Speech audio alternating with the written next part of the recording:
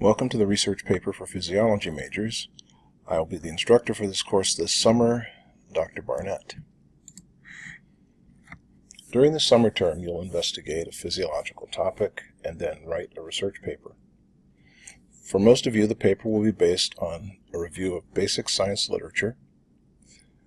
However, students who are interested in writing about a lab-based research project that they are currently working on can do so with the permission of their principal investigator. The course is largely independent study, meaning that you'll be spending most of the summer working on your own. However, I will expect that you will be checking in with me, and if you're working with another faculty member, you'll be checking in with them. All of the information that you need to do this assignment for this class will be posted on the Canvas site for this course, and I recommend that you check this site at least every week, if not sometimes more than once a week, to make sure that you know what your assignments are, what your due dates are, and to see if there are any class announcements. If you miss a deadline, there will be some deductions for your total points for the summer term.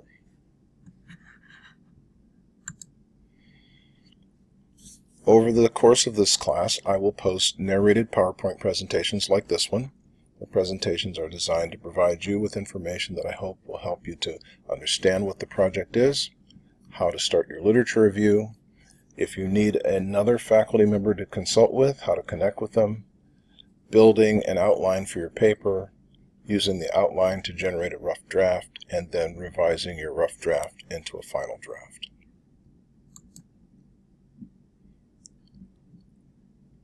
For all of the students who are taking the class this summer, you're expected to work with a faculty member, and I will be that faculty advisor unless you already have a faculty member you'd like to work with.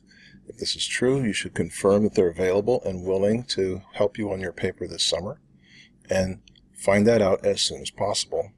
And then I'll place a submission box on the Canvas site for you to tell me who you're working with if you're not working with me. Especially if you're working on your lab project, you do need to confirm that that's going to be okay with your research advisor or principal investigator or PI. Find that out as soon as possible and then let me know. So the objectives of the course are to select a physiological relevant topic, to then find out information on that topic, usually by searching recently published scientific papers, and we're going to define recently published as papers published within the last 10 years. You'll have to read those papers and understand the papers so that you can write about the papers. As you start to collect information, we'd like you to narrow your search to one or two papers that you'll consider your focal point. I recommend two, and they should be focused on trying to get information on essentially the same topic or some related topics within a physiological discipline. In addition to the two papers that we expect you to have as primary sources, we'd like you to have at least 6 supporting research papers that are not review articles and that you can then cite information from that is relevant to the material you're working on for your research paper. That information may be included in your introduction, it may be included in your results section as a point of comparison, and it can also be included in your discussion or conclusion sections as a point of comparison. So you do this literature review, you organize your information to see where everything belongs, and you create an outline for your research paper. Creation of an outline is a mandatory part of this process, and we would expect to see that outline before we see a rough draft. One of the reasons why we have you write an outline is to see your thought processes, your logic for putting your paper together, and we would like to have you have the benefit of faculty review of your outline to see if there are places where you might improve it before you start to write significant portions of your paper. So you create an outline, you submit it, it gets reviewed, you get feedback, you don't get graded on the outline as much as you get feedback on the outline. There are some points associated with turning in the outline, but you get those points whether or not you write a great outline or a bad outline. If you write a bad outline, of course, I will try to correct it or at least give you some constructive criticism, and the same will be true for your faculty advisors. But it doesn't significantly make a hit on your grade if your outline turns out not to be perfect. Same thing happens when you start to develop your outline into a rough draft, is that we will critique it without it being worth a major percentage of the points in the course, so that you have the benefit of feedback on what you've written before you put together your final draft, and then you revise your rough draft into a final draft, and the final draft will represent most of the points for the semester. Now, your first job is to select a physiological relevant topic. Think of what area of physiology is interesting to you. It should be related to human physiology. That's our major. However, using research that was tested on animal models is actually encouraged. You don't have to find research that was done on humans. The research topic that you pick or the research papers that you read do not have to be related to a disease. It could be something related to basic functional information about, say, the pancreas or the heart or skeletal muscles. It doesn't have to be disease specific. Now, if you're interested in trying to pick something that's related to a physiological system, it might help you to review what you learned about that system when you took the Principles of Physiology 3061. So, in 3061, you covered the human body. Of course, we're gophers, so our Goldie gopher will also fit. It can be related to medicine, but you also covered all of these different organ systems. And so think about what you learned in the class, and as you think about what you learned in the class, it can help you to maybe select an area of physiology that you might want to work on.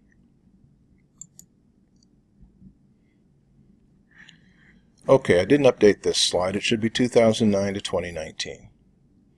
That's the region that you want to have for your slides, your papers for this class. One way to start that literature search is to identify keywords related to your topic and then use scientific search engines to find research papers. I will be posting a separate narrated presentation on searching the literature, so we'll go into more detail at that time.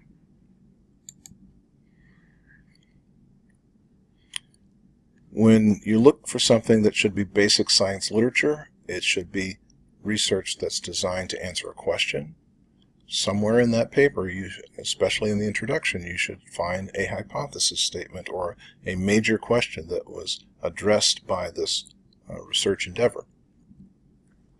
The paper will also include some background information, research and analysis, the methods section, results and discussion.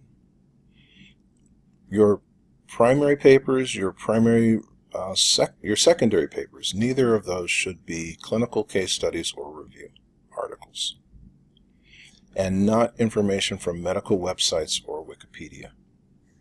We want you to look at research articles because understanding what's published will be a skill that you will carry forward with you as you move from being an undergraduate student to a graduate student in whatever discipline of physiology you decide to follow.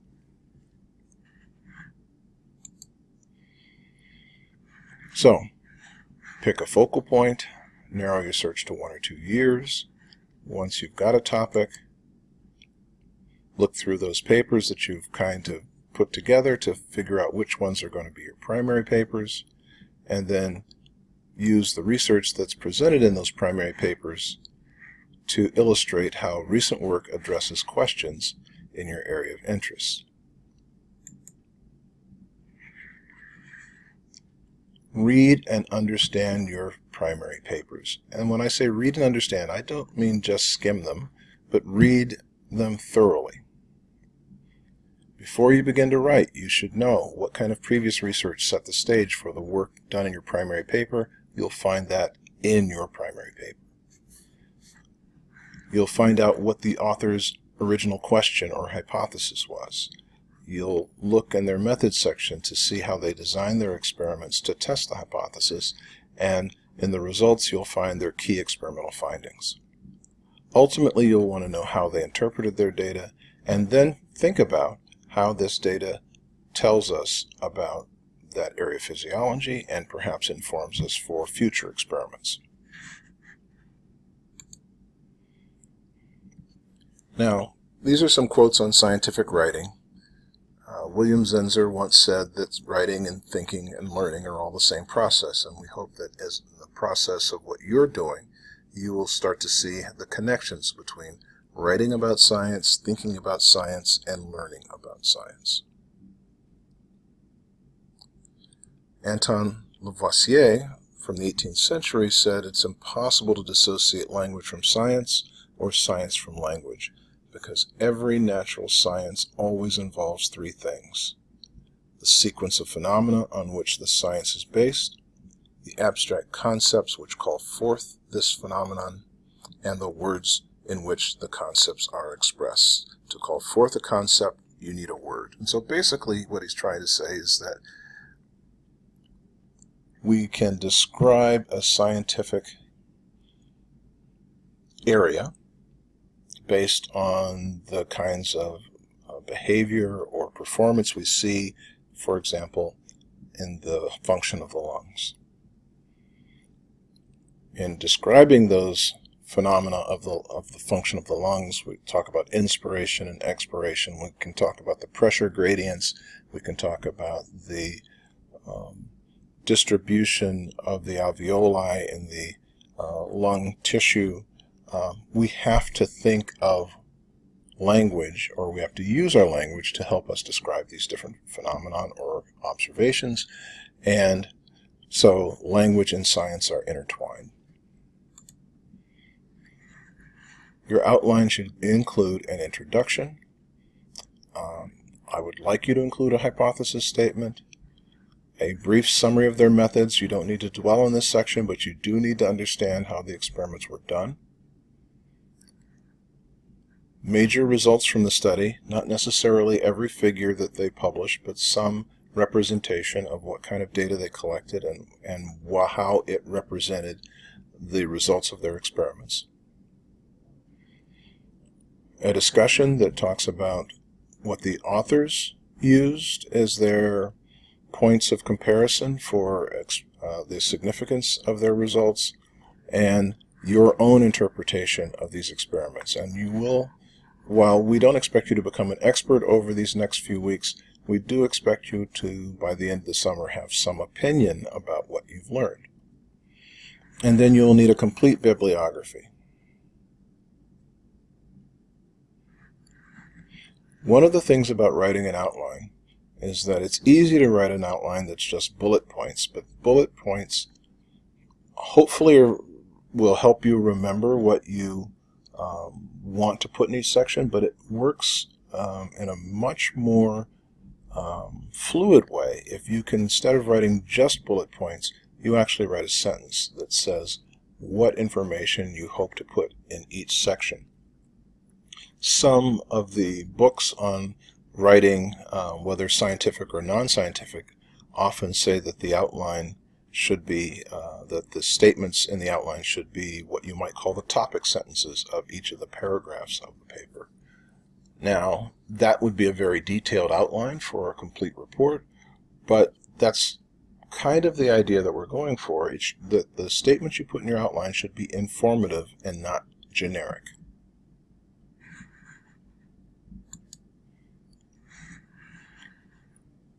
So, you write an outline, and using the details from your readings, you you get your critiqued outline and you fill in those elements of your outline to construct a rough draft. You'll get comments on your rough draft that may say things needs to be reorganized in your rough draft, or that certain portions need to be taken out, and then that will help you to revise your rough draft into a final draft. So, to summarize, you select a topic that's physiologically relevant. You search for recently published papers.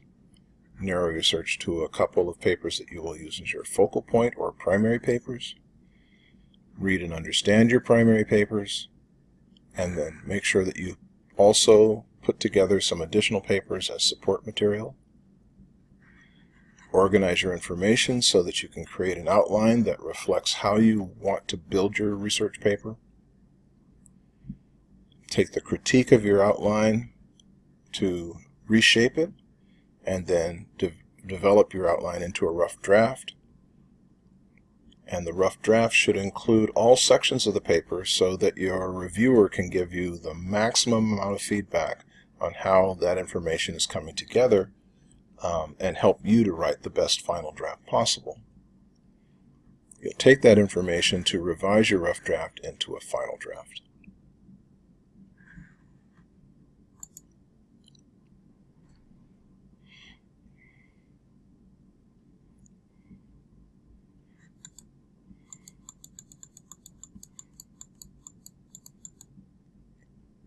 These are approximates of how the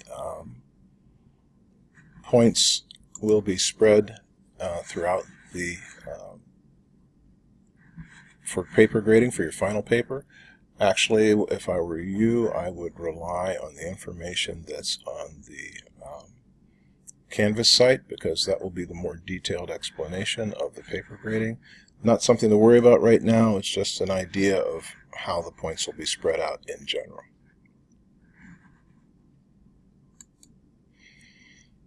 For this Friday, June 14th, 1 minute before midnight, you should have submitted on the Canvas site 2 topics that you find interesting, and then a sentence or 2 that says why they're interesting to you. They don't have to be the topics you're eventually going to write your paper on, but if they are, that can be useful, and I will provide you some feedback on that. If you've located a source that provides some information on the topic, you can include a link, but you don't have to do that. What I really want is your topic ideas. And I will not only give you feedback on the topics that you've submitted, but I will also post the range of topics that other students are taking. There's about 10 of you who are taking the course over the summer. I'll post the range of topics so maybe you can see what other people are doing, and if you're not enthusiastic about your topic, maybe it gives you another idea about what might be useful for your paper, what you might want to do. So I'll be looking forward to seeing your submissions, and you should check the Canvas site for the literature review posting, which will be coming up shortly.